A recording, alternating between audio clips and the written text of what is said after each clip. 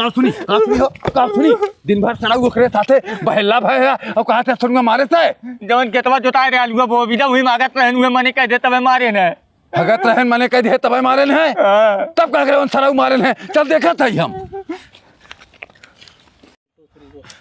जुगनुआ पूछ सारे कितनी हिम्मत होई है कि हमरे खेते में हगत बा और हमरे लड़के मारत बा आज अगर मिल गए सराउ बबरी उखाड़ के तनी मारब कि दोबारा उनके हिम्मत न पड़ी हमरे खेते में कुल्ला करे की बाबू बहुत मारे सारा चल हम देखा था ना कितना मारे हैं मार के कचिया निकाल ले चलो कौन कर हम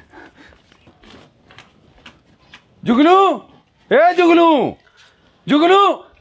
का भैया काहे सुबह चिल्लात है को मर्दवा चिल्लाई लत का करी एक ठे पागल बेटवा सारे पैदा करे है जाए हमरे खेते में कुल्ला करत रहा हमार लड़का मने कह दे तो के मरता बा सही करे सारे के मारत काहे मन लड़के मना करे थका बते को मर्दवा एको बिस्सा बाल है तोहरे हमरे हम हगत खात दियत है और इतना बड़ा तावा मारत है हकबो करी सार लड़के के मरबो करी हमरे को मर्दवा हकता रहा ने तोर खेतवा ना उठा के लावत रहा खेतवा उठा के लाई सारा तो काट के ओके हम धाई देव समझा जाके हकता है और रोबो गाठे थे बापूत हमारे लड़के को काट दो तो लड़कों को हम छोड़वे के सारे बोटी बोटी बाल दे करे सारे तहु चूतिया होई है का लड़के समझा ना पाते बुला के सारे उल्टा हमरे लड़के के डांटत है और हमें कहते बोटी बोटी कह दे तो